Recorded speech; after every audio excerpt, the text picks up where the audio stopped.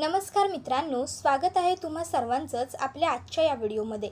आजच्या आपल्या या व्हिडिओमध्ये आपल्याला पाहायला मिळणार आहे येड लागलं पिरमाचं या मालिकेच्या आजच्या भागाचे लेटेस्ट त्याचबरोबर इंटरेस्टिंग अपडेट। त्यामुळे पटापट व्हिडिओला लाईक करा, तसेच चॅनलला सबस्क्राईब करून बेल आयकॉन आठवणीने प्रेस करा, जेणेकरून तुम्हाला पुढच्या प्रत्येक व्हिडिओचं नोटिफिकेशन मिळत जाईल आणि सर्व व्हिडिओंचा आनंद हा अगदी उत्तम पद्धतीने घेता येईल।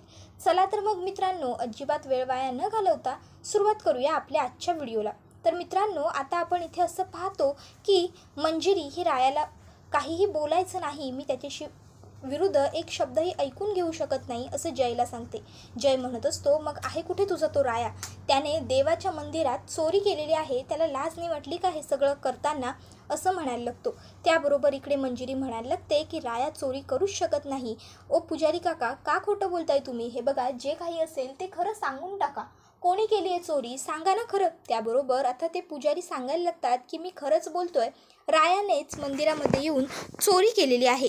आता इथे रायाने चोरी केली आहे हे काही मंजिरीला पटत नसतं, तर लगेचच आता इकडे जय म्हणायला लागतो की बोल, आता तुझं काय म्हणणं आहे याच्यावरती? त्यानेच चोरी केलेली आहे आणि आम्हाला हे साक्षीदार आहेत। त्याबरोबर लगेचच आता इकडे मंजिरी म्हणायला लागते, तुम्ही काहीही केलंत ना तरीसुद्धा गावातल्यांचा आणि माझा रायावरती पूर्ण विश्वास आहे। गावकऱ्यांनो, तुम्ही पण बोला ना, आहे ना तुमचासुद्धा रायावर विश्वास? अहो, जो राया ह्या विठुरायाच्या मंदिराच्या पायऱ्यांवरती लहानाचा मोठा झाला आहे, खेळायला शिकला आहे, तो राया जो त्याच्या नावाची सुरुवातच विठुरायापासून होते, तो राया जो प्रत्येकाच्या अडचणीमध्ये मदत करायला येतो, तो राया जो स्वतःचं अस्तित्व सिद्ध करण्यासाठी देवत्वाची परीक्षा देतो, तो राया कधी मंदिरामध्ये चोरी करू शकतो का? तुम्हाला असं वाटतं का की हे सगळं रायाने केलं आहे, रायाने चोरी केली असेल? त्याबरोबर गावातली लोक म्हणायला लागतात की नाही नाही, आम्हाला रायावरती विश्वास आहे, राया चोरी वगैरे करणं शक्यच नाही आहे, रायाने हे सगळं केलेलं नसणारच आहे, उगाचच तुम्ही काहीही खोटं नाटं सांगताय। नाही, आमचा राया असा नाहीच आहे, उगाचच्या उगाच हे पुजारी खोटं बोलत आहेत, पुजारी कोणाच्या तरी दबावाखाली येऊन हे सगळं बोलत आहेत, असं सुद्धा गावातली लोक म्हणायला लागतात। त्याबरोबर लगेचच मंजिरी ही जयला म्हणायला लागते, बघितलंस जय की अजूनही काही दाखवायचं आहे? त्याबरोबर जय म्हणायला लागतो की ए मंजिरी, हे बघ, ते काहीही असलं ना तरीसुद्धा अजून राया हा घरात नाही आहे, मग कुठं गेला तो? त्याबरोबर लगेचच मंजिरी म्हणायला लागते, अरे तो घरी नाही आहे याचा अर्थ हे सगळं त्यानेच केलं आहे असं होत नाही, त्यालासुद्धा कामं वगैरे आहेत, तो कामासाठी जाऊ शकतो। त्याबरोबर लगेचच इकडे जय म्हणायला लागतो, आधी त्या रायाला हजर कर, मग बाकीचं बोल। तर इकडे आता जिजी आणि नाना दोघंजणं बोलत बसलेले असतात। जिजी म्हणत असते, आपल्या मंजिरीचं लग्न झालं की आपली मुलगी सासरी जाणार याचं दुःख आपल्याला नाही होणार, कारण की आपला राया आपल्याबरोबरच राहणार आहे, त्याच्यामुळे मग उलट आपल्या घराचं गोकुळ होईल असं नाना देखील म्हणतात। त्यावर जिजी म्हणत असते, हो ना, फक्त आता मंजिरीने रायाला होकार द्यायला हवा। तर आता नानांचं सुद्धा हेच मत असतं की मंजिरीने खरंच रायाला होकार द्यायला हवा।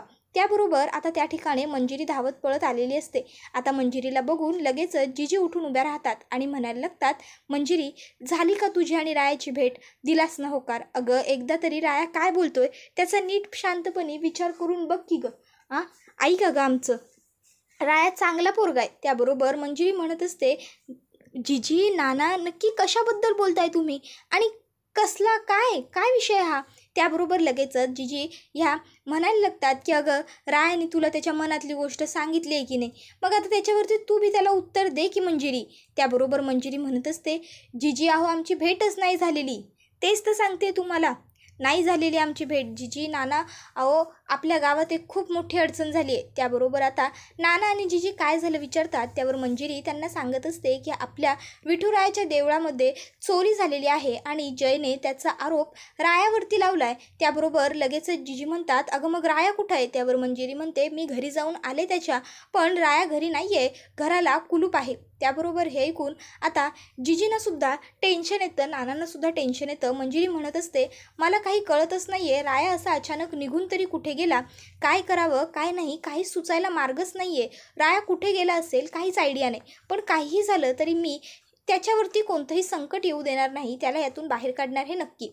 इतक्यात आता त्या ठिकाणी रुजुता आलेली असते आणि रुजुता आता लगेचच मंजिरीला सांगायला लागते की अगं मंजिरी, माझ्याबरोबर चल लवकर। मंजिरी म्हणते, अगं हो हो रुजू, पण झालंय काय? त्यावर मंजिरी लगेचच आता असा विचारल्याबरोबर ती सांगायला लागते की अगं डेफिनेटला आणि त्या दुसऱ्या ह्याला पोलिसांनी पकडून नेलं आहे. जय त्यांना खूप मारतोय ग, रस्त्याने त्यांना मारत मारत घेऊन चाललाय. त्याबरोबर आता लगेचच त्या दोघीही तिकडनं पळत निघून जातात. तर इकडे नाना हे देवाकडे प्रार्थना करत असतात की सगळं काही व्यवस्थित होऊ दे आणि आमचा राया या सगळ्यातून लवकरात लवकर बाहेर पडू दे. तर इकडे जय हा त्या दोघांना मारत असतो आणि म्हणत असतो, कुठं आहे राया, कुठं आहे, सांगा मला, राया कुठं आहे, राया कुठं आहे. त्याबरोबर आता इथे डेफिनेट हा सांगत असतो की मी खरं सांगतोय, आम्हाला नाही माहीत राय शेट कुठे आहेत ते, त्याने आम्हाला काही सांगितलेलंच नाही आहे. अहो काल तो आला आणि घाई गडबडीत बॅगेमध्ये कपडे घेतले आणि तो कुठेतरी निघून गेला असं दुसरा सांगत असतो. अहो खरंच माहीत नाही, खरंच मारू नका लागतंय, मारू नका लागतंय असं आता ते दोघं बिचारे करत असतात. पण जयला काही त्यांची दयामया येत नसते. इतक्यात त्या ठिकाणी आता मंजिरी आलेली असते आणि मंजिरी डेफिनेटच्या आणि जयच्या मध्ये पडत म्हणते, एक मिनटं, तुम्ही असं नाही मारू शकत. जय काय चाललंय तुझं हा मनमारी कारभार, थांबव हे सगळं. त्याबरोबर जय म्हणत असतो, तू सरकारी कामाच्या आड येऊ नकोस. एकदा का 2 फटके मारले ना अजून त्यांना की बरोबर राया कुठं आहे ते सांगतील. सांगा रे राया कुठं आहे, लपवला कुठं तुम्ही माल, चोरीचा माल कुठं आहे, बोला लवकर. त्याबरोबर लगेचच आता पुढे मंजिरी म्हणायला लागते की गप्पा बस जय, उगाच काही बडबडू नकोस. तर दुसरीकडे आता राया हा विठुरायाच्या वारीसाठी निघालेला असतो आणि आता तो एका ठिकाणी बसलेला असतो. अचानक त्याला खूप उचक्या लागायला लागतात.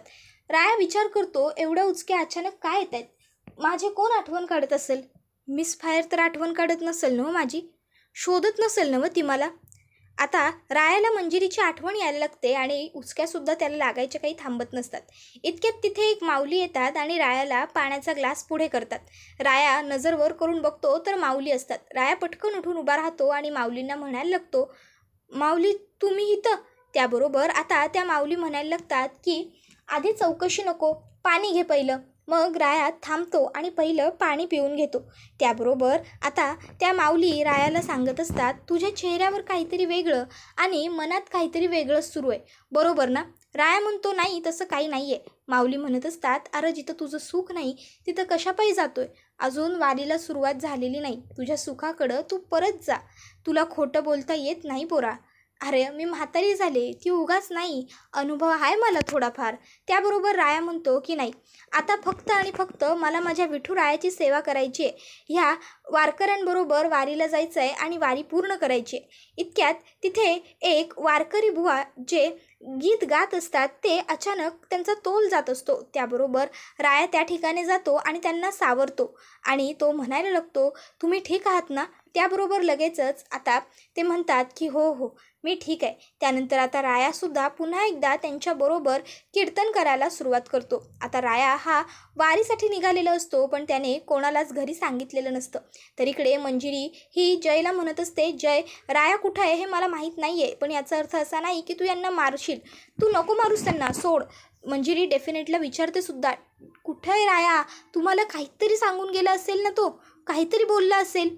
त्याबरोबर आता डेफिनेट हा कुठं गेला आहे हे मला खरंच माहीत नाही, काल तो घरी आला, त्याने घाईघाईने कपडे बॅगेमध्ये भरले आणि तो कुठंतरी निघून गेला असं सांगायला लागतो. आता मात्र इकडे मंजिरीला सुद्धा प्रश्न पडतो की रायाने कोणालाच न सांगता तो गेला तरी कुठे. तर इथे डेफिनेट हा सांगत असतो की मला खरंच नाही माहिती राया कुठं आहे ते, सोडा आम्हाला, आम्ही काहीच नाही केलेलं, प्लीज सोडा. पण आता इथे कोणीच त्याचं काही ऐकून घ्यायला तयार नसतं. त्यामुळे मंजिरी ही आता म्हणायला लागते, मी काहीही करेन पण रायाला शोधून आणेन म्हणजे आणेनच. त्याबरोबर लगेचच जय म्हणत असतो, जोपर्यंत त्या रायाला हजर करत नाही तोवर मी यांना असंच मारणार. त्याबरोबर लगेचच मंजिरी म्हणते, तू त्यांना सोड, तू त्यांना नाही मारू शकत. त्यावर राया म्हणतो, रायाला घेऊन ये, मी यांना सोडून देईन आणि तसंही तू बेलचे कागदपत्र आणल्यावर मला यांना सोडावंच लागेल, पण बेल करवण्यासाठी तुला 5,000 रुपयांची गरज पडेल. जा बेलपत्र पहिले माझ्याकडे घेऊन ये, मग मी यांना सोडतो, तोपर्यंत मी यांच्या अशीच वरात काढणार. असं म्हणत पुन्हा आता एकदा जय हा डेफिनेटला आणि त्या दुसऱ्या मुलाला दोघांनाही बिचाऱ्यांना मारायला लागतो आणि मारत मारत त्या दोघांना घेऊन जात असतो. त्या बिचाऱ्यांना खूप त्रास होत असतो या गोष्टीचा आणि ते दोघंही म्हणत असतात की नका मारू, नका मारू, प्लीज, आम्हाला नाही माहीत राया दादा कुठं आहे, नका मारू. पण आता तो काही त्यांचं ऐकत नाही, मारत मारत असतो त्या दोघांनाही तिकडनं घेऊन जातो. त्याबरोबर आता रुजुता आता मंजिरीला म्हणत असते, मंजिरी अगं आता आपण काय करायचं, मला तर काही सुचतच नाही आहे, म्हणजे काही कळायला मार्गच नाही आहे गं.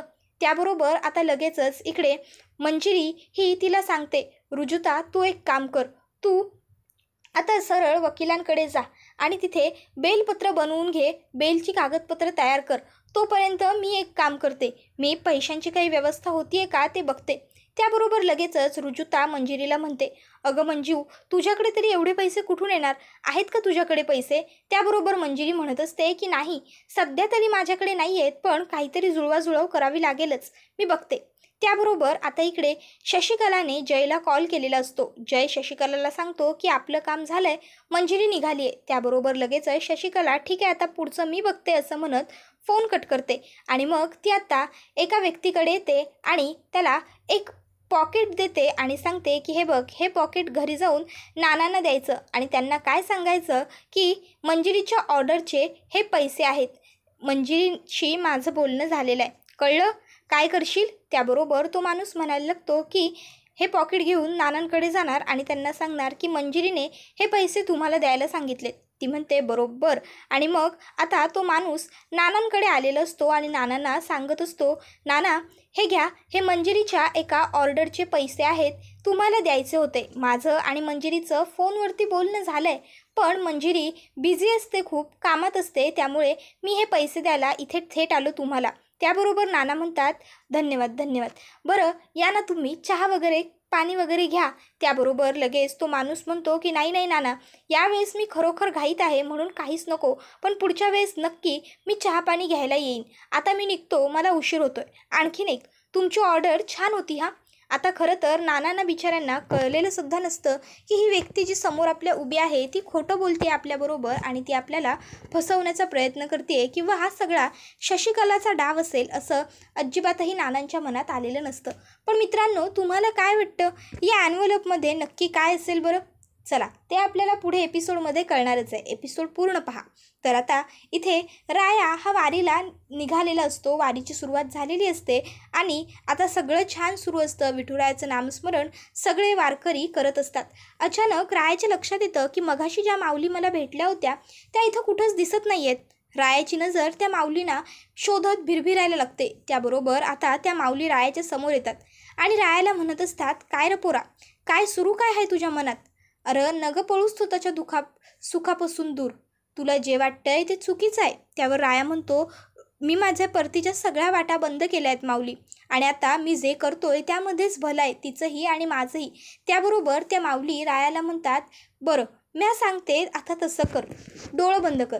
राया म्हणतो, डोळे कशाला बंद करायचे? माऊली म्हणतात, मी सांगते ना म्हणून डोळं बंद कर. राया डोळं बंद कर रे.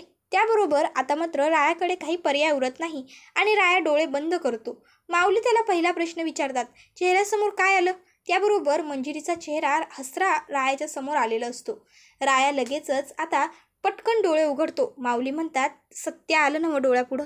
अरे मग कशा पायी जातोयस? नग जाऊस की. राया म्हणत असतो की यामध्येच तिचंही भलं आहे आणि माझंही. माझ्यामुळे तिला कोणत्याही प्रकारचा त्रास झालेला मला सहन नाही होणार, मग त्यासाठी मला कितीही त्रास झाला तरी मला चालेल.